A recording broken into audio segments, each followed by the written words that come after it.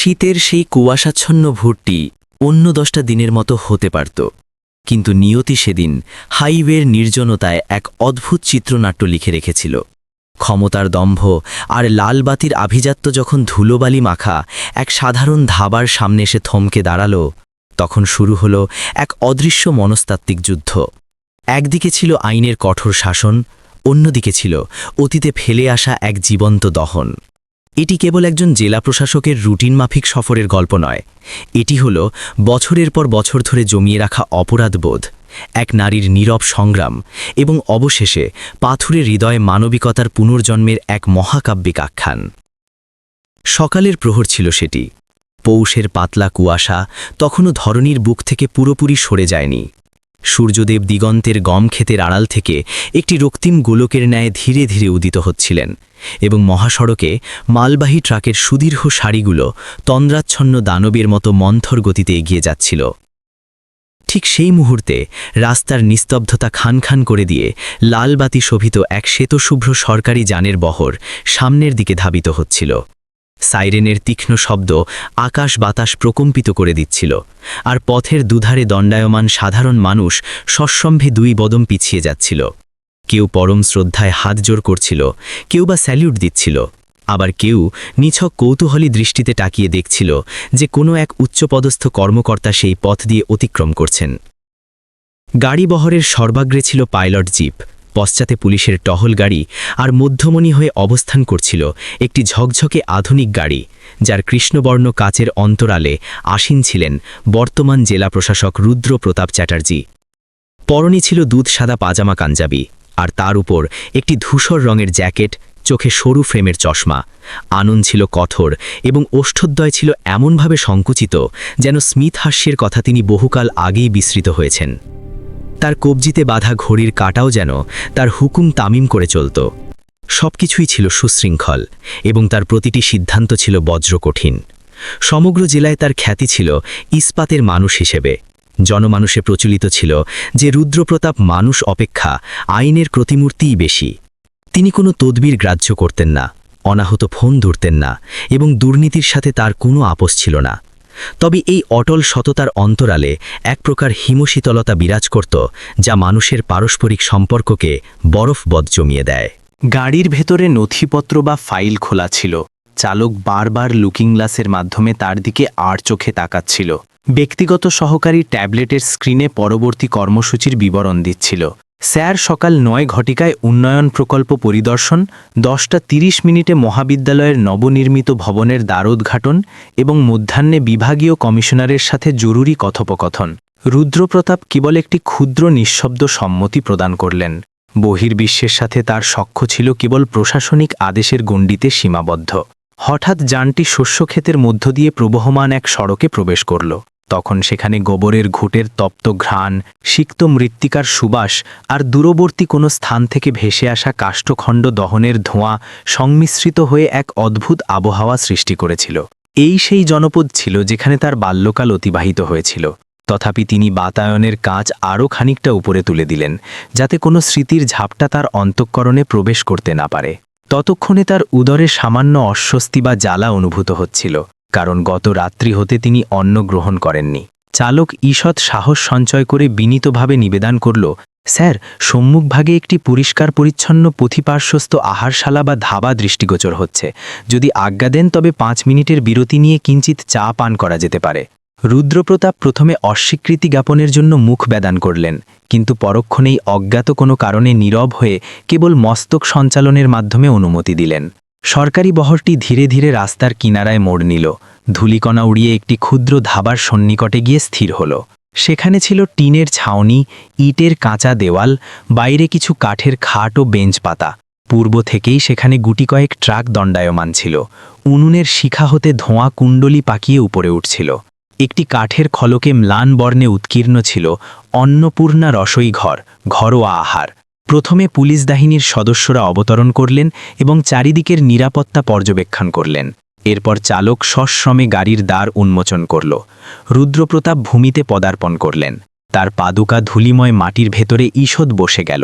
তার সহসা এক বিচিত্র অনুভূতি হল, যেন ধরণী বহু যুগ পর তাকে স্পর্শ করেছে। আহারশালার ভেতর থেকে তৈজসপত্রের টুংটাং শব্দ, তন্দুরে রুটি শেকার আওয়াজ আর কোনো এক রমণীর মৃদু কাশির ধ্বনি কর্ণগোচর হচ্ছিল। একটি শীর্ণকায় বালক দ্রুত পদে এগিয়ে এলো। সাহেব, অনুগ্রহ করে আসন গ্রহণ করুন, আমি এক্ষুনি চা পরিবেশন করছি।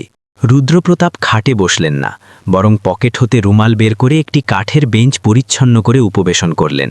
তার দৃষ্টি যখন ইতস্তত ঘুরে বেড়াচ্ছিল, তখন তিনি লক্ষ্য করলেন উনুনের পাশে এক নারী দণ্ডায়মান। শাড়ির আঁচলটি কোমরে শক্ত করে জড়ানো, দু হাতে আটার অবশিষ্টাংশ লেগে আছে, ললাটে ঘাম বিন্দু জমেছে, কেশরাশি অগোছালো খোপায় আবদ্ধ এবং মুখমণ্ডল রৌদ্র ও ধোঁয়ার প্রভাবে তামাটে বর্ণ ধারণ করেছে। তবে সেই অবয়বে এক প্রকার অলৌকিক প্রশান্তি বিরাজমান ছিল। তিনি তন্দুর হতে রুটি বের করছিলেন, পুনরায় নতুন রুটি স্থাপন করছিলেন এবং ডালের পাতিলে ফোড়ন দিচ্ছিলেন। তার প্রতিটি পদক্ষেপে অভ্যস্ত ক্লান্তি আর প্রতিকূলতার বিরুদ্ধে লড়াই করার এক দৃঢ়তা পরিলক্ষিত হচ্ছিল। রুদ্রপ্রতাপের নেত্রযুগল ক্ষণিকের তরে সেই রমণীর ওপর নিবদ্ধ হল এবং সেই মুহূর্তেই যেন মহাকালের চাকা থমকে দাঁড়াল। হাতের ফাইলটি অজান্তেই নিচে পড়ে গেল, তার শ্বাসক্রিয়া রুদ্ধ হয়ে এলো এবং হৃৎস্পন্দন অকস্মাৎ প্রবল বেগে শুরু হল। তার চক্ষুদয় বিস্ফারিত হয়ে উঠল, কারণ সেই মুখমণ্ডলটি কোনো অপরিচিত মুখ ছিল না। সেই অবয়বটি ছিল তার জীবনের সর্বাপেক্ষা পরিচিত সত্তা। সেই নাসিকা, সেই নয়নজোড়া, সেই ললাটের ক্ষুদ্র তিলটি, কেবল সেই পূর্বতন দুটিটুকুই অনুপস্থিত ছিল। বহু বছর পূর্বে যে হাসি সেই অধরকে সিক্ত করত, তার স্থলাভিষিক্ত হয়েছিল এক গহীন নীরবতা। রুদ্রপ্রতাপের কণ্ঠনালীতে কি যেন এক বাষ্পরুদ্ধ অনুভূতি হল। না, এটি সম্ভব নয়। যুক্তি বলছিল এটি ভ্রান্তি, কিন্তু অন্তরাত্মা ততক্ষণে চিনে নিয়েছিল।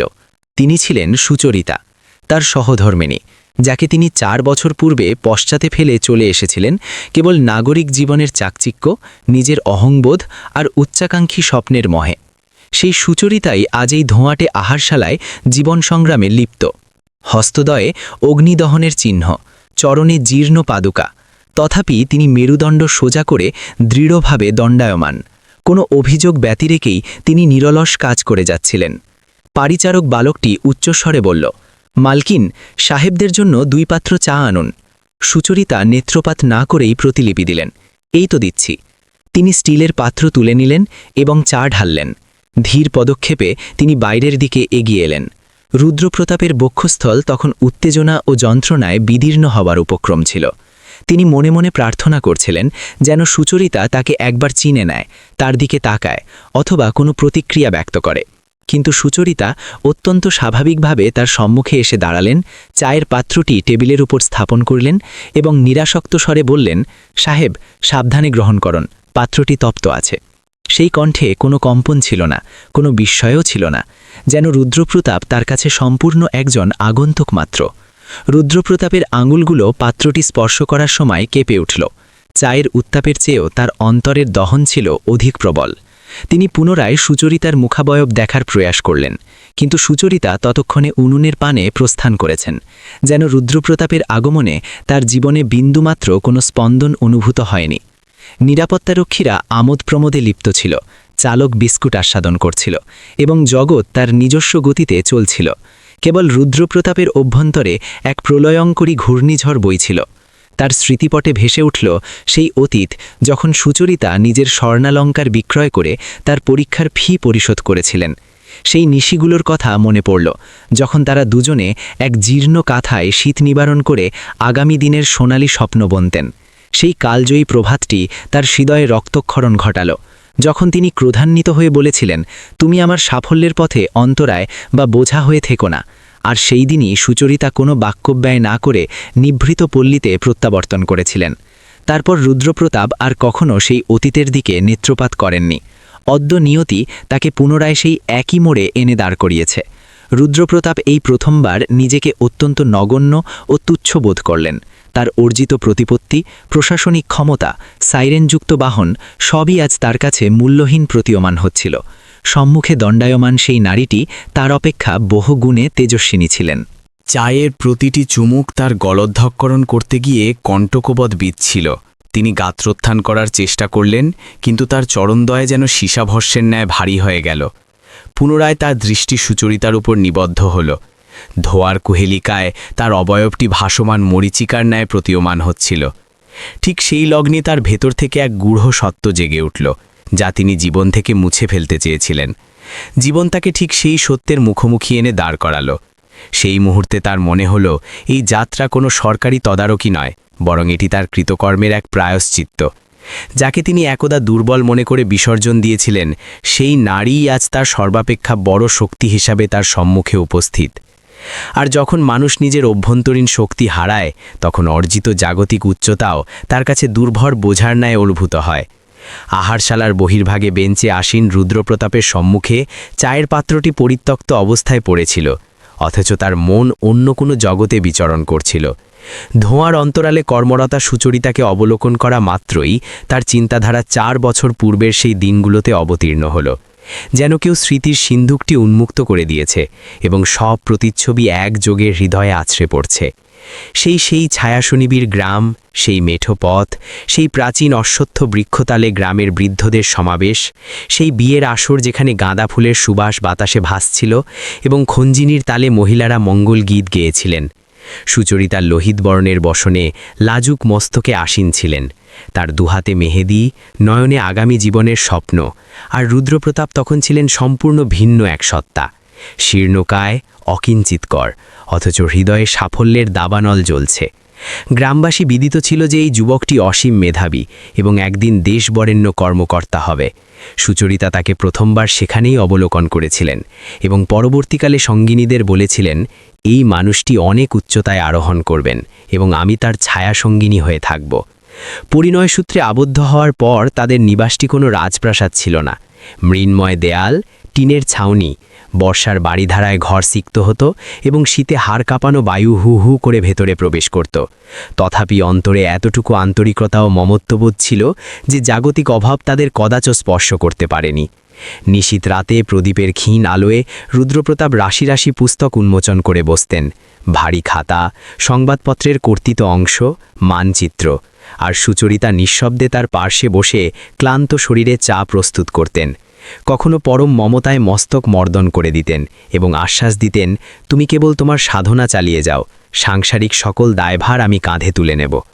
তার সেই বাণীতে আত্মবিশ্বাস এমনভাবে প্রথিত ছিল যে রুদ্রপ্রতাপের মনে হতো তিনি অসম্ভবকেও সম্ভব করতে পারবেন। প্রত্যুষে যখন চারিদিক অন্ধকার থাকত, সুচরিতা তখন শয্যা ত্যাগ করতেন, জলাধার হতে বাড়ি উত্তোলন করতেন, উনুন প্রজ্বলন করতেন এবং দুখানি শুষ্ক রুটি ও সামান্য লবণ লঙ্কা বেঁধে রুদ্রপ্রতাপকে পাঠাগারে প্রেরণ করতেন। বহু দিবস এমনও অতিবাহিত হয়েছে যখন রান্নাঘরে কোনো সবজি ছিল না এবং তিনি নিজে অনাহারে থেকে পরম তৃপ্তিতে মিথ্যা বলতেন, আমার বিন্দুমাত্র ক্ষুধা নেই। তবে নিশীথে উদরের হাহাকার প্রদীপের শিখার চেয়েও উচ্চকিত হয়ে তার কানে বাজত। একবার প্রতিযোগিতামূলক পরীক্ষার ফি জমা দেবার মতো পর্যাপ্ত অর্থ ছিল না। রুদ্রপ্রতাপ তখন বিষণ্ণ চিত্তে বসেছিলেন। তখন সুচরিতা কোনো বাক্য না বলে তার জননীর দেওয়া শেষ স্মৃতিচিহ্ন স্বরূপ দুটি চুড়ি হস্ত হতে উন্মোচন করলেন এবং হাটে গিয়ে সেগুলো বিক্রয় করে এলেন। প্রত্যাবর্তনের সময় তার হস্তদ্বয় অলঙ্কারহীন ছিল বটে, কিন্তু আননে এক স্বর্গীয় হিল্লোল বহমান ছিল। তিনি মুদ্রাটুকু রুদ্রপ্রতাপের সম্মুখে রেখে দৃঢ়ভাবে বললেন, এখন আর কোনো অজুহাত চলবে না, তোমাকে সাফল্যের শিখরে পৌঁছতেই হবে। সেই দিন রুদ্রপ্রতাপ অশ্রু সংবরণ করতে পারেননি। এই প্রথমবার কোনো মানুষ তার ওপর এমন অগাধ বিশ্বাস স্থাপন করেছিল। দীর্ঘকালব্যাপী কঠোর তপস্যার পর যখন ফলাফল প্রকাশিত হল এবং তার নাম মেধা তালিকায় শীর্ষস্থানে ছিল, তখন সমগ্র গ্রাম উৎসবের আমেজে মেতে উঠল। সুচরিতা আনন্দে মিষ্টান্ন বিতরণ করলেন, উপাসনালয়ে কৃতজ্ঞতা জ্ঞাপন করলেন এবং গর্বভরে সকলকে বলে বেড়াতে লাগলেন, দেখুন আমার স্বামী অসাধ্য সাধন করেছেন। প্রশিক্ষণের প্রয়োজনে তাকে রাজধানী অভিমুখে যাত্রা করতে হল। সেখানে ছিল নতুন দিগন্ত, আধিজাত্যের সমাহার, অট্টালিকা আর মসৃণ রাজপথ। আর ঠিক সেই মুহূর্ত থেকেই রুদ্রপ্রতাপের মানসিকতায় পরিবর্তন সূচিতে হতে শুরু করল। প্রাথমিক অবস্থায় প্রতিদিন দূরভাষে কথা হতো, ক্রমে তা সপ্তাহে একবার এবং অবশেষে তা বিরল ঘটনায় পরিণত হল। সুচরিতা অনিমেষ নয়নে দরজায় বসে আকাশের পানে চেয়ে প্রতীক্ষা করতেন। যখন ফোনের ঘণ্টার ধ্বনি শ্রুত হতো, তার কণ্ঠস্বরে আনন্দের ফল্গু ধারা প্রবাহিত হতো, কিন্তু অপর প্রান্ত হতে উত্তরাস্ত সংক্ষিপ্ত, ব্যস্ত আছি, মিটিং চলছে, পরে কথা হবে। প্রশিক্ষণ কেন্দ্রের সহতীর্থরা প্রায়শই পরিহাস করত, গ্রাম্যবধূ নিয়ে কি আভিজাত্য রক্ষা করা যায়? তুমি এখন বড় অফিসার, নিজের ইমেজ বজায় রাখো। এই বিষাক্ত বাক্যগুলো তিলে তিলে তার অন্তরে বিষ বৃক্ষ রোপণ করল। কর্মস্থলে যোগ দেওয়ার পর তিনি পেলেন সুবিশাল বাংলো, শৌখিন বাহন, ভৃত্য এবং হাই প্রোফাইল সামাজিকতা। ঊর্ধ্বতন কর্মকর্তাদের সহধর্মিণীরা আভিজাত্যের মোড়কে ইংরেজি সংলাপে মত্ত থাকতেন, শাড়ির পরিবর্তে পাশ্চাত্য পোশাক আর হস্তে পানদ্রাত্র। সেই কৃত্রিম ভিড়ের মাঝে যখন রুদ্রপ্রতাপ সুচরিতার সাধারণ সুতির শাড়ি, জীর্ণ পাদুকা আর গ্রাম্য আঞ্চলিক টানের কথা স্মরণ করতেন, তখন তিনি কুণ্ঠিত বোধ করতেন। তিনি তাকে শহরে আনয়ন করলেন সত্য, কিন্তু সুচরিতার আগমনে সেই সুসজ্জিত গৃহে এক প্রকার মরুভূমি সদৃশ নিস্তব্ধতা নেমে এলো। সুচরিতা আপ্রাণ চেষ্টা করতেন সেই পরিবেশের সাথে নিজেকে খাপ খাওয়াতে, আধুনিক পোশাক পরিধান করা কিংবা কাষ্ঠ চামচে আহার গ্রহণ করা।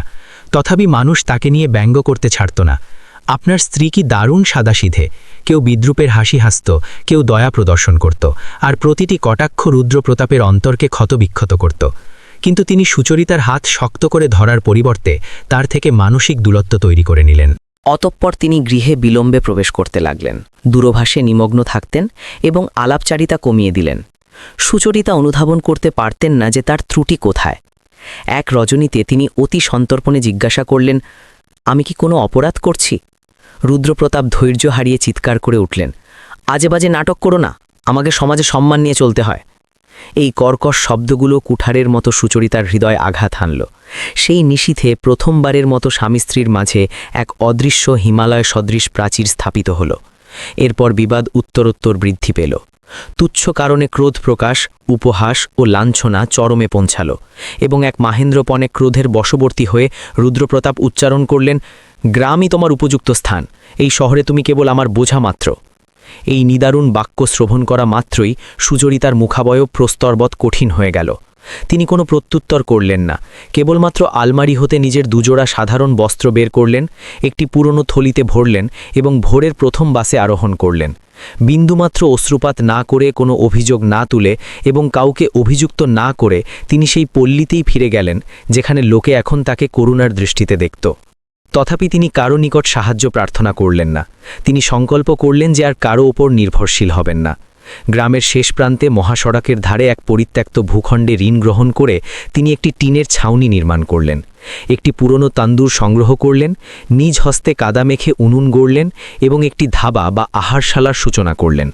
প্রথম দিবসে মাত্র 2টি ট্রাক থামল, তৃতীয় দিবসে 4টি।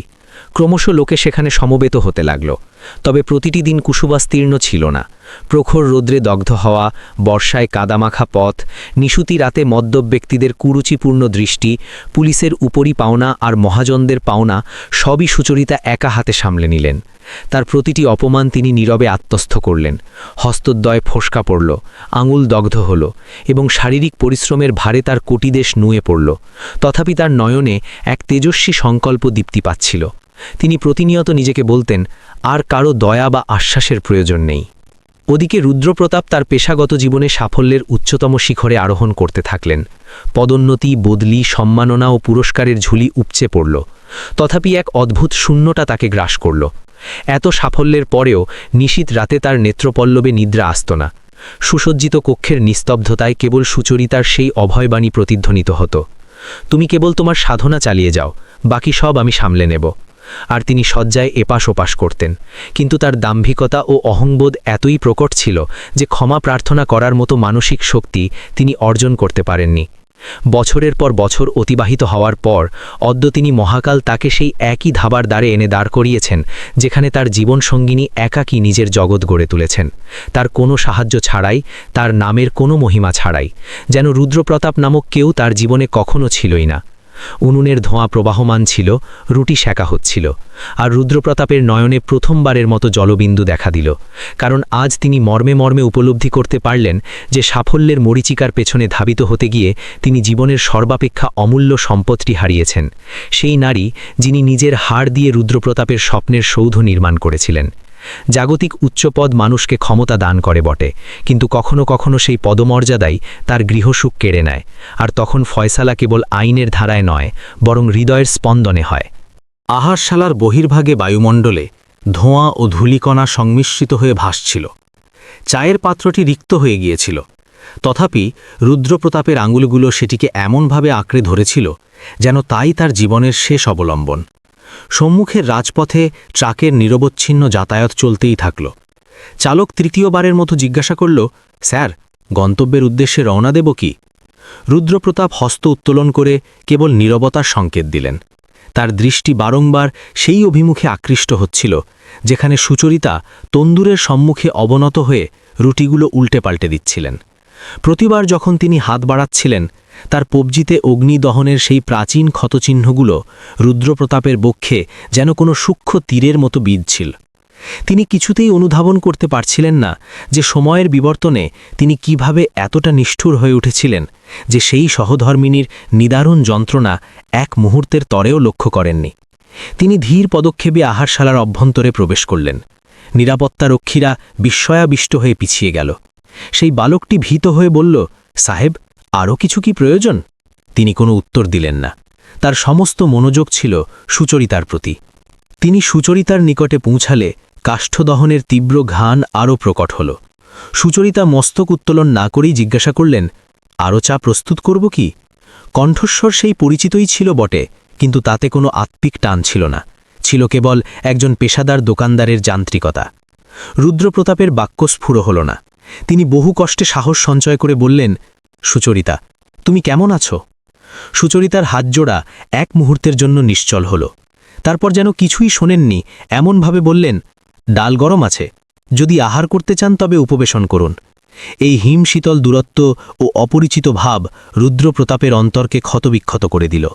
তিনি মনে মনে কামনা করছিলেন সুচরিতা যেন তাকে তিরস্কার করেন, চর মারেন অথবা অঝরে রদন করেন, কিন্তু এই জমাটবদ্ধ নীরবতা তার পক্ষে অসহ্য হয়ে উঠল। তিনি পুনরায় উচ্চারণ করলেন, সুচরিতা।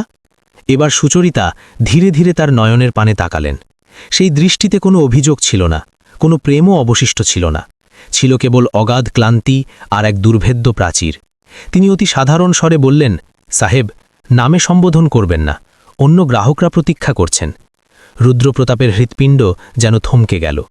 দীর্ঘ সময়ে সেই পবিত্র সম্পর্ক অদ্য কেবল সাহেব নামক এক ক্ষুদ্র সম্বোধনে পর্যবসিত হয়েছে। তিনি বিমর্ষ চিত্তে বাইরে এসে বেঞ্চে বসলেন এবং দুই হাতে মস্তক চেপে ধরলেন। ঠিক তখনই চালক দ্রুতপদে এগিয়ে এলো। স্যার, দফতর থেকে জরুরি দূরভাষ এসেছে। তিনি ফোনটি কানে দিলেন। অপর প্রান্ত হতে অতিরিক্ত জেলা প্রশাসক বলছিলেন, স্যার, আজ মহাসড়ক সম্প্রসারণের উচ্ছেদ অভিযান শুরু করার কথা। আপনার অনুমোদিত তালিকা অনুযায়ী অবৈধ স্থাপনাগুলো ভেঙে ফেলতে হবে। বুলডোজার বা জেসিবি যন্ত্র নির্দিষ্ট স্থানে পৌঁছে গেছে। রুদ্রপ্রতাপ অন্যমনস্কভাবে বললেন, হ্যাঁ, শুরু করো। কিন্তু পরক্ষণেই তার মস্তিষ্কে যেন বজ্রপাত হল। কোন কোন স্থাপনা? অপর প্রান্ত হতে নামগুলো পাঠ করা হচ্ছিল। একটি পুরনো মুদি দোকান, টায়ারের দোকান এবং একটি আহারশালা, অন্নপূর্ণা রসই ঘর। এটি শোনামাত্রই রুদ্রপ্রতাপের পদতলের মৃত্তিকা যেন সরে গেল। তিনি তৎক্ষণাৎ নথিপত্র চাইলেন এবং পাতা উল্টালেন। সেখানে স্পষ্টাক্ষরে খোদাই করা ছিল, অবৈধ নির্মাণ অবিলম্বে উচ্ছেদ করা হোক, এবং তার নিচেই শোভা পাচ্ছিল তার নিজের স্বাক্ষর। তার স্মৃতিপটে ভেসে উঠল কয়েকদিন আগের সেই দৃশ্য, যখন তিনি না দেখেই এক রাশ নথিতে স্বাক্ষর করেছিলেন। সেই মুহূর্তে এটি ছিল কেবলই একটি জড় কাগজ, কিন্তু আজ সেই নিষিদ্ধান্ত সুচরিতার তিল তিল করে গড়া অস্তিত্ব বিলীন করার জন্য কালান্তক হয়ে দাঁড়িয়েছে। তিনি দূরে তাকিয়ে দেখলেন সেই টিনের ছাউনি আর ইটের দেয়াল, যা সুচরিতা নিজ হস্তের শ্রমে গড়েছিলেন। কাল ভোরে বুলডোজার আসবে এবং সব কিছু ধূলিস্যাৎ করে দেবে। তার বক্ষস্থলে দমবন্ধ করা অনুভূতি হল। এটি কি ভাগ্যের কোনো ক্রূর পরিহাস? প্রথমে সহধর্মিনী কি গৃহহীন করেছেন, এখন তার শেষ আশ্রয়টিও নিজ হাতে ধ্বংস করতে যাচ্ছেন। পুলিশ সদস্যরা হাসতে হাসতে বলল, স্যার, এই ধাবাওয়ালারা জনদুর্ভোগ সৃষ্টি করে, উচ্ছেদ হলে রাস্তা প্রশস্ত হবে। রুদ্রপ্রতাপ জীবনের প্রথমবার অত্যন্ত কঠোর স্বরে বললেন, নীরব থাকো। সবাই স্তব্ধ হয়ে গেল। তিনি পুনরায় সুচরিতার নিকটে গেলেন। এবার তার কণ্ঠস্বর ছিল ভারাক্রান্ত। এই আহারশালা তুমি কতকাল ধরে পরিচালনা করছো? সুচরিতা রুটি উল্টাতে উল্টাতে বললেন, 4 বছর। আর কোনো সম্বল নেই, নিজের পরিশ্রমটুকুই যথেষ্ট। যদি এই স্থানটি... তিনি থেমে গেলেন। বাক্যটি আর পূর্ণ হল না। সুচরিতা প্রথমবার তীক্ষ্ণ দৃষ্টিতে রুদ্রপ্রতাপের দিকে তাকালেন। কি হয়েছে? রুদ্রপ্রতাপ নিজের নয়ন অবনত করলেন। তিনি সত্য উচ্চারণের হিম্মত সঞ্চয় করতে পারলেন না। এত বছর পর সাক্ষাতের উপহার হিসাবে কি তার ঘর ভাঙার সংবাদ দেবেন? তিনি নিঃশব্দে বাইরে চলে এলেন। মধ্যাহ্নের রৌদ্র তীব্র হয়েছে, ললাটে ঘাম জমছে, কিন্তু তার অভ্যন্তরে এক শীতল ভয়ের সঞ্চার হচ্ছিল। তিনি বুঝে উঠতে পারছিলেন না যে তিনি এখন একজন প্রভাবশালী প্রশাসক নাকি কেবল একজন অপরাধী স্বামী। তার অর্পিত দায়িত্ব বলছিল যে আইন সবার জন্য সমান, কিন্তু তার অন্তর বলছিল এটি সেই নারী যিনি তোমার সাফল্যের জন্য অকাতরে ত্যাগ স্বীকার করেছিলেন। তার ভেতরে দ্বন্দ্ব শুরু হলো। তিনি স্মরণে আনলেন কতবার তিনি অপরের অবৈধ নির্মাণ ভেঙে দিয়েছেন, কতজনের ঘর মাটির সাথে মিশিয়ে দিয়েছেন। তখন তার হৃদয় বিন্দুমাত্র কম্পিত হয়নি। কিন্তু আজ কেন তার শ্বাস রুদ্ধ হয়ে আসছে? কারণ আজ আইন কেবল পুঁথিতে সীমাবদ্ধ নেই, আজ আইন তার নিজের হৃদয়ে আঘাত হানছে। হঠাৎ ধাবার সন্নিকটে দুজন গ্রামবাসীর কথোপকথন তার কানে এলো। শুনেছি আগামীকাল বুলডোজার আসবে, এই আহারশালাটিও ধূলিসাৎ হবে। বেচারি নারী, একা মানুষ। অপরজন দীর্ঘশ্বাস ফেলে বলল, নসিব বড় খারাপ ওর। এই বাক্যগুলো তীরের মতো রুদ্রপ্রতাপের বক্ষে বিঁধল। তিনি নিজের মুষ্টি শক্ত করলেন। যদি ধাবা ভেঙে যায় তবে সুচরিতা পুনরায় রাজপথে নিক্ষিপ্ত হবেন, পুনরায় সেই অনাহার আর অপমান। আর এই সব কিছুর মূলে থাকবে তার সেই দস্তখত। তিনি নিজেকে কদাচ ক্ষমা করতে পারবেন না। তার দৃষ্টি সরকারি যানের লাল বাতির উপর পড়ল, যা রৌদ্রে জলজল করছিল। হঠাৎ সেই আলো তার কাছে সম্মানের মুকুট নয়, বরং এক দুর্ভর বোঝা মনে হলো এটি কোনো আলো নয়, বরং এক সর্বগ্রাসী হুতাশন, যা জীবনের শ্রেষ্ঠ সম্পর্কগুলোকে ভস্মীভূত করে দেয়। তিনি চালককে নির্দেশ দিলেন, গাড়িবহর ফিরিয়ে নাও, আজকের সকল কর্মসূচি বাতিল। তার কণ্ঠস্বরে এমন এক কাঠিন্য ছিল যে কেউ কোনো প্রত্যুত্তর করার সাহস পেল না। বাহন স্টার্ট হলো, ধুলি উড়ল। সুচরিতা এক মুহূর্তের জন্য মস্তক উত্তোলন করলেন। সম্ভবত ভাবলেন কোনো প্রভাবশালী আগন্তুক প্রস্থান করল। তিনি ঘুণাক্ষরেও জানতে পারলেন না যে সেই মানুষটিই তার জীবনের সর্বাপেক্ষা কঠিন সিদ্ধান্তটি নিতে চলেছেন। বহরটি দৃশ্যপটের বাইরে চলে গেল, কিন্তু রুদ্রপ্রতাপের আত্মা সেখানেই বন্দী হয়ে রইল। তিনি জানালার বাইরে তাকিয়ে দেখলেন আহারশালাটি ক্রমশ ক্ষুদ্র হতে হতে কুয়াশার মাঝে বিলীন হয়ে যাচ্ছে। ঠিক সেই মাহেন্দ্রক্ষণে তিনি সংকল্পবদ্ধ হলেন, হয় তিনি এই প্রশাসনিক চেয়ারে আসীন হয়ে কেবল আইনের যন্ত্র হবেন, নয়তো একজন মানুষ হয়ে নিজের ছিন্ন হওয়া সম্পর্ক পুনর্স্থাপন করবেন। দুটি পথ একসাথে চলা অসম্ভব। রাত্রি অবসানের পূর্বেই তাকে একটি চূড়ান্ত ফয়সালায় পৌঁছতে হবে, কারণ আগামীকাল সকাল 10 ঘটিকায় সেই দানবীয় বুলডোজার আহারশালার সম্মুখে দাঁড়িয়ে থাকবে। আর সেই যন্ত্রের সম্মুখে হয় টিনের ছাউনি চূর্ণ হবে, নয়তো রুদ্রপ্রতাপের আজন্ম লালিত অহংকার। সেই দিন আইন কোনো শুষ্ক দলিলে ছিল না, সেই দিন আইন ছিল এক নারীর প্রদীপ্ত নয়নে। আর এক পুরুষকে স্থির করতে হতো যে সে ক্ষমতার মত্ততায় অন্ধ থাকবে নাকি মানুষ হবে। পরবর্তী দিবসের আকাশ তখনও রক্তিম বর্ণ ধারণ করেনি, কিন্তু মহাসড়কে চাঞ্চল্য শুরু হয়ে গিয়েছিল। কুয়াশার চাদর তখনও শস্য ক্ষেতের উপর ভাসমান ছিল। শীতল বায়ুতে ধূলিকণার মিশ্রণ আর দূর থেকে ভেসে আসা যন্ত্রের কর্কশ ধ্বনি ধীরে ধীরে নিকটবর্তী হচ্ছিল। গ্রামবাসী নিজ নিজ গৃহকোণ হতে নির্গত হয়ে রাস্তার ধারে সমবেত হতে লাগল। শিশুরা নগ্নপদে দৌড়ে এলো এবং বৃদ্ধরা জ্যোষ্ঠীর ওপর ভর দিয়ে দাঁড়িয়ে পড়লেন, কারণ আজ উচ্ছেদ অভিযান পরিচালিত হবে। আজ বুলডোজার তার ধ্বংসলীলা চালাবে এবং কিছু জনবসতি জনশূন্য হবে। আর সেই তালিকায় অন্তর্ভুক্ত ছিল সেই ক্ষুদ্র আহারশালাটিও, যেখানে সুচরিতা প্রতিদিনের ন্যায় সর্বাগ্রে উপস্থিত হয়েছিলেন। তিনি উনুন প্রজ্বলন করেছেন, তন্দুরে জ্বালানি দিয়েছেন, যেন কোনো অমঙ্গল ঘটার বিন্দুমাত্র সম্ভাবনা নেই। তার অবয়বে কোনো ত্রাস ছিল না, ছিল কেবল এক বিষণ্ণ স্থিরতা। যে ব্যক্তি জীবনের শ্রেষ্ঠ সম্পদ হারিয়ে ফেলে, তার কাছে তুচ্ছ জাগতিক সম্পদ হারানোর কোনো ভয় থাকে না। তিনি আটা মেখেছেন, চা বসিয়েছেন এবং আপন মনে বিড়বিড় করে বললেন, নিয়তি যা লিখে রেখেছে তাই হবে। রাস্তার মোড়ে সেই পিত বর্ণের দানবীয় যন্ত্রটি দৃষ্টিগোচর হল। তার অগ্রভাগে পুলিশের টহল বাহন, পশ্চাতে জেসিবি, মালবাহী ট্রাক, সরকারি কর্মচারী, উচ্ছেদের নথিপত্র, রশি ও হাতুড়ি সবই প্রস্তুত। যন্ত্রের গর্জন শ্রুত হওয়া মাত্রই ঢাবার সামনে থাকা ট্রাক চালকরা নীরব হয়ে গেল। কেউ কেউ দ্রুত বকেয়া পরিশোধ করে প্রস্থান করল, যেন বিপদ হতে নিরাপদ দূরত্ব বজায় রাখছে। দুজন গ্রাম্য রমণী সন্নিকটে এসে কাতর কণ্ঠে বললেন, বোন সুচরিতা, তোমার সম্বলটুকু গুছিয়ে নাও। সুচরিতা ম্লান হেসে প্রতিলিপি দিলেন, আমার আর গুছিয়ে নেওয়ার মতো অবশিষ্ট কি আছে? তার কাছে ছিল কেবল কয়েকটি তৈজসপত্র, একটি তন্দুর, কিছু সাধারণ টেবিল আর এই মাথার উপরের টিনের ছাউনি। এটাই ছিল তার সমগ্র জগৎ। নিরাপত্তারক্ষীরা সারিবদ্ধভাবে দণ্ডায়মান হল। একজন কর্মচারী উচ্চ কণ্ঠে নোটিশ পাঠ করল, সরকারি ভূমিতে অননুমোদিত নির্মাণ অবিলম্বে অপসারণ করা হবে। বাক্যগুলো শূন্যে প্রতিধ্বনিত হল। সমবেত জনতার মাঝে গুঞ্জন শুরু হল, আহা, নিঃসহায় নারী, সরকারের বিরুদ্ধে কে লড়তে পারে? তথাপি সুচরিতা স্থিরভাবে দাঁড়িয়ে রইলেন। তিনি তার বস্ত্র সংযত করলেন, হাতের ধূলিকণা ঝেড়ে ফেললেন এবং আহারশালার প্রবেশপথে দৃঢ়ভাবে দণ্ডায়মান হলেন, যেন নিজের দেহ দিয়েই তিনি এক দুর্ভেদ্য প্রাচীর নির্মাণ করছেন। চালক যন্ত্রের সিটে আসীন হল, ইঞ্জিন গর্জে উঠল এবং যন্ত্রের বৃহৎ বাহুটি উপরে উত্তোলিত হল। রৌদ্রের প্রথম কিরণ সেই লৌহ যন্ত্রের উপর প্রতিফলিত হল এবং ঠিক সেই মাহেন্দ্রক্ষণে দূর থেকে সাইরেনের তীক্ষ্ণ শব্দ শ্রুত হল। সকলের দৃষ্টি সেই অভিমুখে নিবদ্ধ হল। একটি শ্বেতশুভ্র সরকারি যান ধুলি উড়িয়ে দ্রুত গতিতে ধাবার সন্নিকটে এসে থামল। দ্বার উন্মুক্ত হল এবং রুদ্রপ্রতাপ অবতরণ করলেন। আজ তার মুখমণ্ডলে সেই চিরচেনা কাঠিন্য ছিল না। নয়নের নিচে রজনী জাগরণের ক্লান্তি সুস্পষ্ট ছিল। পুলিশরা তৎক্ষণাৎ অভিবাদন জানাল। রুদ্রপ্রতাপ হস্তসংকেতে তাদের থামিয়ে দিলেন এবং আজ্ঞা দিলেন, বিরত থাকো। তার কণ্ঠে এমন এক গাম্ভীর্য ছিল যে যন্ত্রের কর্কশ ধ্বনিও স্তব্ধ হয়ে গেল। জনতা নিথর হয়ে গেল এবং সবাই অনুধাবন করল যে খোদ জেলা প্রশাসক সশরীরে উপস্থিত হয়েছেন। একজন কর্মচারী ফাইল হাতে দ্রুত পদে এগিয়ে এলো। স্যার, অভিযান কি শুরু করব? রুদ্রপ্রতাপ কয়েক মুহূর্ত নীরব রইলেন। তার নয়নজোড়া সুচরিতার ওপর নিবদ্ধ হল। তিনি তখনও অকুতভয় হয়ে দাঁড়িয়েছিলেন, অবিচল ও স্থির। তার নেত্রদয় সরাসরি রুদ্রপ্রতাপের চোখের পানে চেয়েছিল, যেন নিঃশব্দে প্রশ্ন করছিল, এখন তোমার ভূমিকা কি হবে? এক মুহূর্তের জন্য সমগ্র মহাসড়ক নিস্তব্ধ হয়ে গেল। রুদ্রপ্রতাপের অন্তরাত্মায় দুটি ভিন্ন আদর্শের যুদ্ধ চলছিল। একটি বলছিল, আইন সবার ঊর্ধ্বে।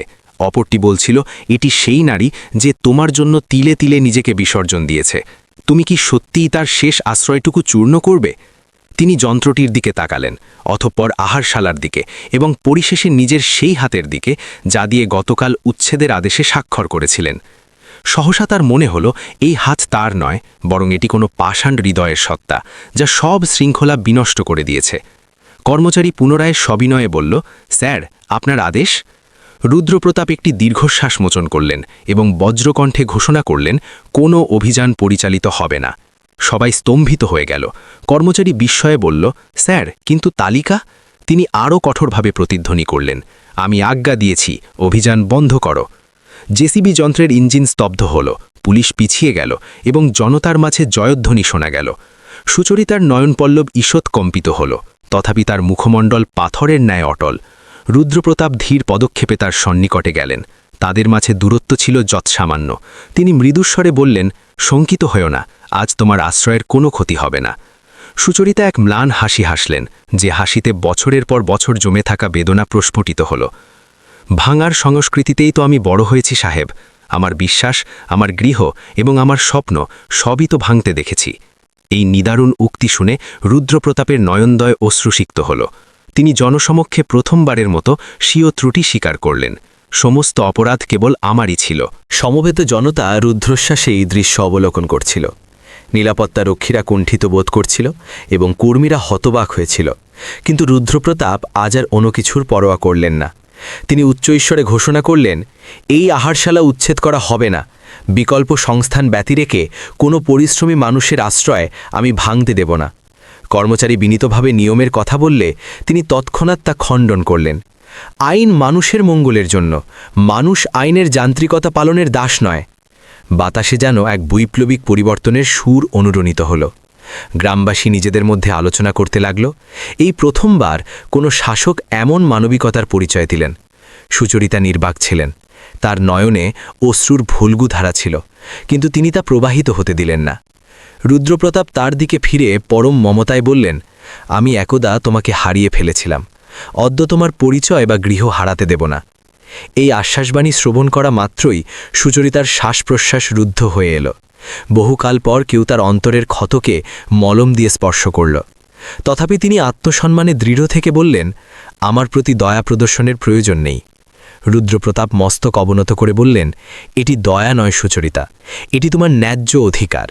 ঠিক সেই লগ্নে সংবাদ মাধ্যমের কর্মীরা সেখানে সমবেত হল। ক্যামেরা ও মাইক্রোফোনের ভিড়ে রুদ্রপ্রতাপ সরাসরি লেন্সের দিকে তাকিয়ে বললেন, যেখানে মানুষ শ্রম দিয়ে জীবন নির্বাহ করে সেখানে ধ্বংসাত্মক বুলডোজার বা উচ্ছেদ কখনোই প্রথম পথ হওয়া উচিত নয়, বরং তা হতে হবে শেষ আশ্রয়। এই ঐতিহাসিক উক্তি দাবানলের মতো ছড়িয়ে পড়ল। প্রভাবশালী মহলের ফোন আসতে লাগল, চাপের সম্মুখীন হতে হলো এবং পদচ্যুতির হুমকি এলো। কিন্তু রুদ্রপ্রতাপের অন্তরের সকল ভয় তখন তিরোহিত হয়েছে। তার মনে হল অদ্যকিনি কোনো উচ্চাসন নয়, বরং একজন খাঁটি মানুষের চরিত্রে অবতীর্ণ হয়েছেন। যন্ত্রটি ফিরে গেল, পুলিশ বাহিনী প্রস্থান করল এবং জনতা ক্রমশ জনবিরল হতে শুরু করল। আহারশালাটি আপন মহিমায় দণ্ডায়মান রইল। সুচরিতা পুনরায় উনুনে জ্বালানি দিলেন, যেন জীবনের আলো পুনরায় প্রজ্বলিত হল। রুদ্রপ্রতাপ দূর হতে সেই দৃশ্য অবলোকন করতে থাকলেন। তিনি অনুধাবন করলেন যে প্রকৃত সংগ্রাম অদ্যই সূচিত হল, প্রশাসনিক কাঠামোর সাথে, স্বীয় সত্তার সাথে এবং সেই জীর্ণ সম্পর্কের সাথে যাকে তিনি পুনরায় সজীব করতে চান। তথাপি এক অমীমাংসিত প্রশ্ন বাতাসে ভাসছিল, সুচরিতা কি তাকে মার্জনা করবেন? জাগতিক বন্ধন কেবল আইনি কাগজপত্রে শেষ হয় না, সেটি তখন ছিন্ন হয় যখন মানুষের অহংকার জয়ী হয় এবং পুনরায় জোড়া লাগে যখন মানুষ অনুতপ্ত চিত্তে অবনত হয়। উচ্ছেদ যন্ত্র প্রস্থান করার পরেও ধূলিকণাগুলো শূন্যে নৃত্য করছিল, যেন সকালের সেই শ্বাসরোধী পরিস্থিতির রেশ তখনও বিদ্যমান। ভিড় সরে গেছে, সরকারি যানগুলো প্রস্থান করেছে এবং সাংবাদিকরাও অন্য কোনো সংবাদের অন্বেষণে চলে গেছে। কিন্তু আহারশালার সম্মুখে এক মরমী নিস্তব্ধতা বিরাজ করছিল, সেই নিস্তব্ধতা যার হৃদয়ের বহীন কথাগুলোকে প্রতিধ্বনিত করে। সুচরিতা উনুনের পাশে বসে কাষ্ঠখণ্ড জ্বালাচ্ছিলেন। তার হাতগুলো যান্ত্রিক গতিতে চলছিল সত্য, কিন্তু তার অভ্যন্তরে এক বিরাট ওলটপালট হয়ে গিয়েছিল। দীর্ঘকালব্যাপী এই প্রথমবার কেউ তার জন্য দুর্ভেদ্য ব্যবস্থার বিরুদ্ধে রুখে দাঁড়িয়েছিল, আর সেই ব্যক্তিটিই ছিল তার ফেলে আসা জীবনের সেই মানুষটি। রুদ্রপ্রতাপ কিঞ্চিত দূরে দণ্ডায়মান ছিলেন। সরকারি বাহনটি তখনও সেখানে ছিল। লাল বাতিটি অদ্য নির্বাপিত, যেন আজ সেটিও বিশ্রামে মত্ত। তিনি নিজের শৌখিন জ্যাকেটটি উন্মোচন করে বেঞ্চে রাখলেন, আস্তিন গুটালেন এবং ধীর পায়ে আহারশালার অভ্যন্তরে প্রবেশ করলেন। এই সেই পদধ্বনি যা একদা নাগরিক সভ্যতায় দ্রুতগামী হয়েছিল, অথচ অদ্য ছিল তা অত্যন্ত ভারাক্রান্ত। তিনি সুচরিতার সমীপবর্তী হলেন। কয়েক মুহূর্ত দুজনেই নিঃশব্দ, কেবল উনুনের কাষ্ঠ ভাটার শব্দ আর সকালের মৃদু রৌদ্রের খেলা। রুদ্রপ্রতাপ অতি ক্ষীণ স্বরে বললেন, আমি তোমার সাথে কিছু আলাপ করতে চাই। সুচরিতা মস্তক উত্তোলন না করেই উত্তর দিলেন, গ্রাহকদের আগমনের সময় হয়েছে, কাজের প্রাচুর্য রয়েছে। কণ্ঠস্বর ছিল নিরাসক্ত, কিন্তু তার হাতের কাজ যেন কিঞ্চিত শিথিল হল। রুদ্রপ্রতাপ অবনত হয়ে নিচ থেকে রিক্ত গ্লাসগুলো তুলে নিয়ে জলাধারে রাখলেন। পরিচারক বালকটি বিস্মিত হয়ে তাকিয়ে রইল। সাহেব, আপনি কি করছেন? রুদ্রপ্রতাপ একচিলতে হাসি হেসে বললেন, অদ্য আমি কোনো সাহেব নই। এটি শ্রবণ করা মাত্রই সুচরিতার হাতজোড়া নিশ্চল হয়ে গেল। তিনি ধীরে ধীরে রুদ্রপ্রতাপের দিকে নেত্রপাত করলেন। সেই একই অবয়ব, তথাপি কতখানি স্বতন্ত্র। নয়নে দম্ভের পরিবর্তে ছিল প্রগাঢ় অনুশোচনা। রুদ্রপ্রতাপ বললেন, আমি তোমার প্রতি নিদারুণ অবিচার করেছে সুচরিতা, যার কোনো ক্ষমা হয় না। সুচরিতার নয়ন পল্লবে অতীতের সেই স্মৃতিমালা ভেসে উঠল, সেই প্রদীপের আলো, চুরি বিক্রয়ের সেই দিন, শহরের সেই লাঞ্ছনা এবং সেই চূড়ান্ত বাক্যটি যা তাকে ছিন্ন বিচ্ছিন্ন করেছিল, বোঝা। তিনি খুব ধীর স্বরে বললেন, অতীতের সেই হরণ হওয়া বছরগুলোর হিসেব কে দেবে? যা চিরতরে হারিয়ে গেছে তা কি আর ফিরে পাওয়া সম্ভব? রুদ্রপ্রতাপ বাক্যহীন হয়ে রইলেন। তার নিকট কোনো যৌক্তিক প্রত্যুত্তর ছিল না। তিনি কেবল বললেন, আমি অতীতকে বর্তমান করতে পারব না সত্য, কিন্তু যা অবশিষ্টাংশ আছে তাকে সুন্দর করতে চাই। সুচরিতা এক শুষ্ক হাসি হাসলেন, যা রুদ্রপ্রতাপের কানে বিষবৎ বাজল। সুন্দর? জীবন কি কোনো মৃন্ময় পাত্র যে ভেঙে গেলে পুনরায় জোড়া লাগানো যাবে? রুদ্রপ্রতাপের দৃষ্টি পুনরায় অবনত হল। কিছুক্ষণ তাদের মাঝে এক গুমট ভাব বিরাজ করল। সহসা আহারশালার সম্মুখে গ্রামের কয়েকজন নারী উপস্থিত হলেন। বোন সুচরিতা, আজ হতে আমরাও তোমার সাথে কর্মে লিপ্ত হব। শুনেছি সরকারি প্রকল্পের মাধ্যমে সাহায্য পাওয়া সম্ভব। অবশ্যই, আমি ব্যক্তিগতভাবে তত্ত্বাবধান করব। এখানে একটি স্বনির্ভর গোষ্ঠী গড়ে তোলা হবে। সরকারি অনুমোদন ও ঋণ সবই আমি সুনিশ্চিত করব। এই আহারশালা কেবল একটি দোকান নয়, বরং এটি হবে আপনাদের আত্মপরিচয়ের প্রতীক। সুচরিতা বিস্ময়ে বিমূঢ় হয়ে জিজ্ঞেস করলেন, তুমি এ কাজ কেন করছো? রুদ্রপ্রতাপ তার নয়নে সরাসরি তাকিয়ে বললেন, কারণ এটি তোমার ন্যায়সঙ্গত পাওনা, এবং কারণ আমি আর সত্য থেকে দূরে পলায়ন করতে চাই না। সেই চাহনিতে প্রথমবার প্রবঞ্চনাহীন সত্য প্রতিভাত ছিল। ক্রমশ পল্লীবধূরা সেখানে সমবেত হতে শুরু করলেন। কেউ সবজি কর্তনে ব্যস্ত হলেন, কেউ বা বাসন মর্জনে, আবার কেউ বা পরিচ্ছন্নতা কার্যে। আহারশালাটি হঠাৎ একজন নিঃসঙ্গ নারীর সংগ্রাম থেকে রূপান্তরিত হয়ে অনেক নারীর সম্মিলিত শক্তিতে পরিণত হল। রুদ্রপ্রতাপ সেখানেই অবস্থান করে দাপ্তরিক যোগাযোগ করলেন এবং সরকারি ফর্ম পূরণ করালেন। তার অধীনস্থ কর্মীরা তটস্থ হয়ে কাজ করতে লাগল। সবাই হতবাক যে একজন জেলা প্রশাসক প্রখর রৌদ্রে দাঁড়িয়ে তুচ্ছ আহারশালার উন্নয়ন কার্যে মগ্ন। কিন্তু রুদ্রপ্রতাপের তাতে বিন্দুমাত্র ভ্রুক্ষেপ ছিল না। জীবনের প্রথমবারের মতো তিনি তার প্রশাসনিক ক্ষমতাকে সঠিক অর্থে মানবতার সেবায় নিয়োগ করার পরম শান্তি লাভ করছিলেন। অপরাহ্নের দিকে আহারশালার দেয়ালগুলো উজ্জ্বল বর্ণ ধারণ করল এবং একটি নতুন ফলক উন্মোচিত হল, নারী স্বনির্ভর গোষ্ঠী পরিচালিত ধাবা। যখন সেই ফলকটি স্থাপন করা হলো, সুচরিতা অনিমেষ নয়নে সেটির দিকে তাকিয়ে রইলেন। তার নয়নদয়ে সেই দ্যুতি ফিরে এলো যা বহু পূর্বে বিলীন হয়েছিল। তিনি নিচু স্বরে বললেন, আমি কদাচ কল্পনা করিনি যে কেউ আমার নাম এত সম্মানের সাথে উচ্চারণ করবে।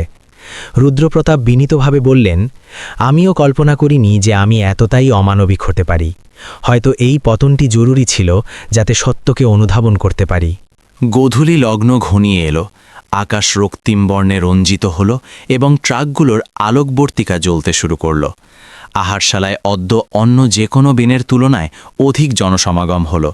পথচারীরা পরিচ্ছন্ন পরিবেশ আর হাস্যোজ্জ্বল নারীদের কর্মতৎপরতা দেখে কৌতূহলী হয়ে সেখানে আহার করতে আসছিল। সুচরিতা চা প্রস্তুত করছিলেন এবং রুদ্রপ্রতাপ তার পার্শ্বে দাঁড়িয়ে পাত্রগুলো এগিয়ে দিচ্ছিলেন। পরিচারক বালকটি কৌতুক করে বলল, সাহেব তো দেখছি এখানেই চাকরিতে যোগ দিলেন। সবাই একসাথে হেসে উঠল এবং সেই পবিত্র হাসিতে দীর্ঘ 4 বছরের পুঞ্জীভূত তিক্ততা কর্পূরের ন্যায় উড়ে গেল। কর্মব্যস্ততা শেষ হলে তারা দুজনে আহারশালার বাইরে একটি কাঠের খাটে বসলেন, ঠিক সেই স্থানে যেখানে প্রভাতে ঝড়ের সংকেত সূচিত হয়েছিল। সান্ধ্যবায়ু ছিল শীতল এবং দূরবর্তী শস্যক্ষেত হতে ঝিঝি পোকার শব্দ ভেসে আসছিল। রুদ্রপ্রতাপ অতি সন্তর্পণে বললেন, যদি তুমি অনুমতি দাও তবে আমি পুনরায় নতুন করে শুরু করতে চাই, একজন প্রকৃত জীবনসঙ্গী হিসাবে। সুচরিতা একটি সুদীর্ঘ দীর্ঘশ্বাস মোচন করলেন এবং মুক্ত আকাশের দিকে তাকালেন, যেন তিনি তার সমস্ত বেদনাকে সেই অসীম শূন্যতায় বিলীন করে দিলেন। অতঃপর বললেন, ক্ষমা করা সহজ সাধ্য নয় সত্য, কিন্তু হৃদয়ে ঘৃণা বহন করা তার চেয়েও দুরূহ। আমি কোনো প্রতিশ্রুতি দিচ্ছি না রুদ্র, কিন্তু আমি প্রয়াস করতে পারি। এই বাক্যটি শ্রবণ করা মাত্রই রুদ্রপ্রতাপের নয়নদয় প্লাবিত হল। তিনি প্রথমবারের মতো সুচরিতার হস্তটি স্পর্শ করলেন। এই স্পর্শে দম্ভ ছিল না, ছিল কেবল একান্ত অনুমতি প্রার্থনার আকুতি। সুচরিতা তার হাতটি সরিয়ে নিলেন না, বরং অতি সামান্য চাপে সম্মতি দিলেন। ওটাই ছিল তার হৃদয়ের নীরব স্বীকৃতি। রজনী গভীরতর হল। লাল বাতিযুক্ত সেই বাহনটি নিথর দাঁড়িয়ে রইল, কিন্তু অদ্য সেখানে আসীন ব্যক্তিটি কোনো প্রতাপশালী প্রশাসক ছিলেন না। তিনি ছিলেন কেবল একজন অপরাধী স্বামী, যিনি বিলম্বিত হলেও সঠিক পথে প্রত্যাবর্তন করেছেন। আর আহারশালার সেই টিমটিমে আলয় তাদের দুটি ছায়া মাটির ওপর একীভূত হয়ে পড়ছিল, যেন মহাকাল অবশেষে দুজনকে পুনরায় এক সমান্তরাল পথে এনে দাঁড় করিয়েছে। জীবনের শ্রেষ্ঠ সার্থকতা ক্ষমতার সিংহাসন আঁকড়ে ধরায় নয়, বরং কারো হাত ধরে সত্যের পথে একসাথে পদচালনা করায় নিহিত থাকে।